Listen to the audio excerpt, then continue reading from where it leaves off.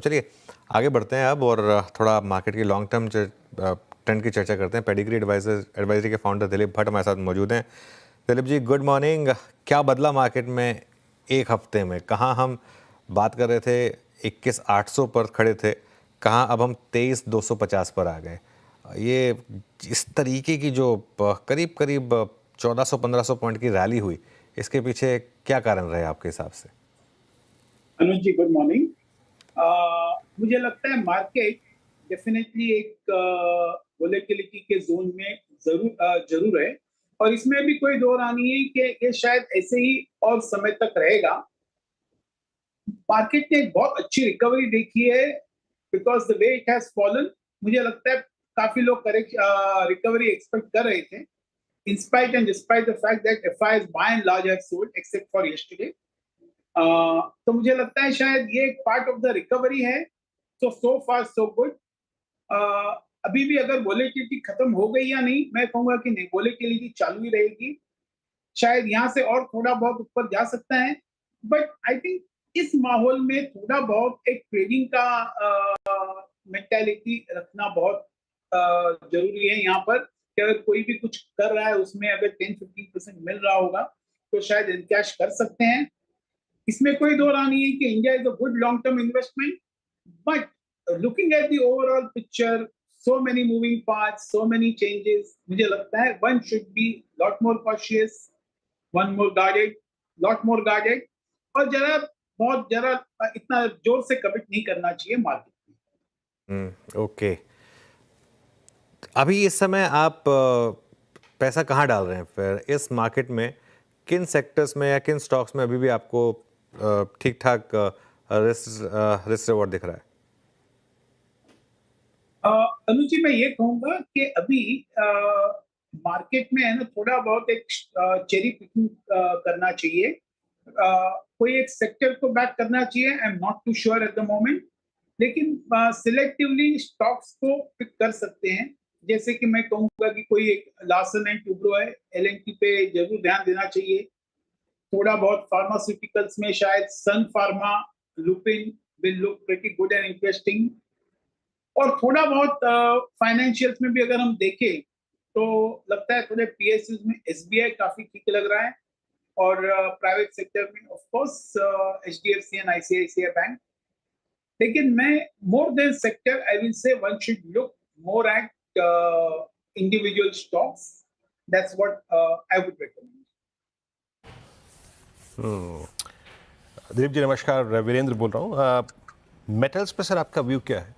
Metals जो इस rally के सबसे बड़े अब तक के अगर आप देखें तो कंट्रीब्यूटर्स रहे, बाद में ये रैली थोड़ी सी ब्रॉड हो गई। मेटल्स पे आपका टेक क्या है? अगर आपको ट्रेडिंग गेंस मिल गए हैं तो वो लेके निकलना चाहिए, या फिर अभी मेटल्स और मूव की पोटेंशियल रखते हैं? मैं यही समझूंगा कि मेटल्स में यहाँ से भी और थोड़ा बहुत स्टीम रहेगा, इसमें कोई डाउट नहीं है। लेकिन जैसे कि आपने कहा कि अगर 10-15%, 15-20% कहाँ पर मिल रहा है तो थोड़ा बहुत प्रॉफिट बुकिंग जरूर करना चाहिए। मेरा मेरा व्यू मेटल्स में यही है कि it is very difficult to take a long term call on metals, और as a matter of fact for any commodities. So जहां पर मोमेंटम दिखाई दे रहा है, थोड़ा बहुत खेल के, थोड़ा बहुत प्रॉफिट बुक करके एक अपने आप को जरा सेफ कर देना चाहिए। अच्छा दिलीप सर, ये क्योंकि मेटल्स का जिक्र किया तो आई मीन मेटल्स की स्ट्रेंथ हमेशा आई मीन एक दिक्कत का सबब होती है ऑटो सेगमेंट के लिए। ऑटो के लिए अगर आप बीते 5, 7, 8 महीने का सीक्वेंस देखें, आई मीन पहले आपके सेल्स कम होना, आपकी इन्वेंट्रीज का बढ़ जाना, फिर उसके बाद टेस्ला की एंट्री की वहाँ पे मतलब मुंबई और दिल्ली में उनके शोरूम्स का खुलना, और उसके बाद फाइनली अगर आप देखें तो आपके मेटल्स प्राइसेस फर्म होना, एक प्राइस डैमेज बहुत शार्प हुआ था ऑटो में। आप इस वक्त ऑटो में इंटरेस्टेड हैं क्या इस प्राइस पे? मुझे लगता है uncertainty in a few sectors बहुत एक्सेंचुएट हो गया है। उसमें से ऑटोमोबाइल एक सेक्टर है जहां पर uncertainty has got magnified. IT is another sector. तो ये ऑटो में I will not be in a hurry to commit investments at the moment. Virendra ji, मैं ये मानता हूँ कि शायद आने वाले टाइम में जो निफ्टी ईपीएस का जो प्रेडिक्शंस है, they are vulnerable to downgrade, और ये डाउनग्रेड शायद कोई सेक्टर लीड करेगा, तो मुझे लगता है ऑटोमोबाइल सेक्टर शायद लीड कर सकता है। तो ऑटोमोबाइल सेक्टर में भी वैल्यूएशंस ऊपर से तो जरूर सब कुछ नीचे आ गए हैं, लेकिन यहाँ से ऐसा लगता है कि शायद has it become attractive, no I am not too sure of that. मैं ये वीरेंद्र जी, मैं कमिट करने के लिए तैयार नहीं रहूंगा investments in automobile at this level. I will still wait for a while. IT में क्या व्यू बन रहा है? अब कल एक्सेंचर के नंबर्स आए, उन्होंने थोड़ा सा नेगेटिव कहा, आज स्टॉक्स नीचे खुले लेकिन रिकवरी आ गई, लेकिन इस सेक्टर ने बहुत अंडर परफॉर्म किया है इस साल के शुरू से, सबसे ज्यादा यही सेक्टर गिरा है। तो मैं ये कहूंगा कि IT sector which otherwise traditionally is full, is there's a lot of resilience, lot of because ये सब कंपनीज काफी अच्छे वेल मैनेज्ड हैं, इनके कैश फ्लो कन्वर्जन भी बहुत अच्छे होते हैं, आरओसीज आल्सो वेरी रीजनेबल। लेकिन ये दो तीन जो न्यूज जो आ गई है कि यूएस गवर्नमेंट ने आईटी स्पेंड में कम कर दिया है, और यही हम और एक खबर आ गई है कि सिटी बैंक ने has decided to curb the outsourcing. मुझे लगता है that too many, as what I said, may be negative news and may be these are not actual fact, but ये अनसर्टेनिटी को एक्सेंचुएट करता है। तो उस हिसाब से देखा जाए तो आईटी कंपनीज, दो they look attractive, I think there is still a good scope for downward, but at the downward levels, one should buy in a small way. Capital market से रिलेटेड स्टॉक्स में वापस buying शुरू हुई है, BSc, angel one, यहाँ पर आपके portfolio में है क्या स्टॉक्स और क्या आप ऐड करेंगे? Anuj ji, I think capital market related stocks एक सेक्युलर लॉन्ग टर्म स्टोरी के हिसाब से बहुत ठीक लगते हैं। थोड़ा बहुत आगे पीछे जो वॉल्यूम्स ड्रॉप हो गए वो सब तो ठीक है, लेकिन अगर लॉन्ग टर्म देखा जाए तो some of this frontline players, whether it is Motilal, Angel, I think they all look pretty good and interesting.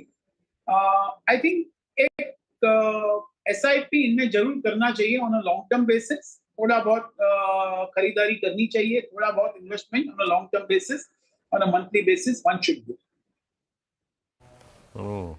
ये है कैपिटल मार्केट सेगमेंट पे आपकी राय। अच्छा दिलीप सर, ये पिछले 10 दिन में आपने पीएसयूज में जो स्ट्रेंथ आई है, आप ओएमसीज में आप देख लीजिए, रेलवे में तो नहीं लेकिन डिफेंस में तो बहुत ही रीजनेबल बाइंग आई है, स्टॉक्स हाई लेवल पर परसिस्ट कर रहे हैं। पीएसयूज में कौन सा धड़ा आपको इस वक्त सबसे अच्छा लग रहा है? क्योंकि लोग, रिटेल तो ट्रैप भी है पीएसयूज में, तो बॉटम फिशिंग, एवरेजिंग, किस चंक में आपको लगता है कि इस वक्त रीजनेबल पॉइंट मिल रहा है आपको एवरेजिंग करने का? जहां तक पीएसयूज का सवाल है, आई थिंक जो सबसे ज्यादा पिट गए थे, whether it was PSU, whether it was defence, इनमें जो रिकवरी आई है वो it's a part of the overall market recovery. और यहाँ से अगर पीएसयूज में कोई पिक करना होगा तो जैसे मैंने कहा, SBI looks pretty good and interesting from the current levels. मुझे लगता है HAL also looks pretty interesting on a slightly longer term basis from the PSU space. Or otherwise, I will still say that one should not really be in a hurry to commit. Maybe a PFC and REC में तो थोड़ा बहुत जो कुछ भी news आ गया है उसके हिसाब से होगा, लेकिन all these companies will look good in the long run, but for the time being, it is not the time to buy. It is still the time to wait and watch, not be in a hurry to commit. यहाँ पे as of now भी बहुत, अगर आप देखें तो आपका बहुत कर सकते हो, पॉजिटिव व्यू नहीं है। अच्छा सर, एक बास्केट जिस पर भी हमारी बात नहीं हुई, and specially closer to, I mean May, month of मई, जून, जुलाई, जो कि एक मानसून का महीना होता है, आपका कुछ व्यू बन रहा है एफएमसीजी पे? यहाँ पे कुछ स्टॉक स्पेसिफिक बाइंग जो आप लोगों ने की हो या फिर क्लाइंट्स को रिकमेंड की गई हो? एफएमसीजी में मुझे लगता है अभी भी मैं पिछले आई थिंक लास्ट 3-4 क्वार्टर्स से मुझे लग रहा था कि एफएमसीजी में एक अच्छा रैली आ जाएगा, क्योंकि मैं एक्सपेक्ट कर रहा था वॉल्यूम रिकवरी अच्छी होगी, और थोड़ा बहुत इन्फ्लेशन अगर सबसाइड होता है तो इनके मार्जिन्स भी बढ़ेंगे और वॉल्यूम्स भी बढ़ेंगे, so that will have a compounding impact on the profits. लेकिन ये अब बात ऐसी आ रही है कि अगर रूरल एरियाज में हम देख रहे हैं कि वॉल्यूम ग्रोथ अच्छा हो रहा है, तो urban areas have slowed down, और अभी भी ओवरऑल अगर हम देखें कि 5 to 7% is what companies and research people are talking about. ये कोई एकदम ऐसा कुछ एक्साइटिंग नहीं लग रहा है मुझे. शायद यहाँ से एक दो अपॉर्चुनिटी मिल सकती है, may be 3-4 quarters down the line, but I am not too sure. लेकिन मेरे पास अगर एफएमसीजी है तो मैं जरूर होल्ड करके रखूंगा. I will not be in a position to buy fresh. Okay, कोई नई थीम आपने आइडेंटिफाई की हो या आपकी टीम ने आइडेंटिफाई की हो इस समय? I think a lot of things related to environmental clearance. जैसे एक हमने सोलर का थीम हमने देख लिया कि प्ले आउट हो गया, लेकिन एनवायरनमेंट से रिलेटेड, वाटर से रिलेटेड, वाटर ट्रीटमेंट से related, I think these are some of the things which will gain more traction, because उसमें एक सेक्युलर स्टोरी बनते हुए दिखाई दे रही है. Whether anybody doing work on the infra space or whether anybody doing work in the water treatment space, मुझे लगता है ये एक space आगे चल के it will attract attention and possibly will invite investments. Okay, चलिए, तो ये इस समय कुछ सेक्टर्स और स्टॉक्स पर व्यूज. बहुत बहुत शुक्रिया आपका दिलीप जी जुड़ने के लिए हमारे साथ. Thank you. ओके, अब आगे बढ़ते हैं और टेक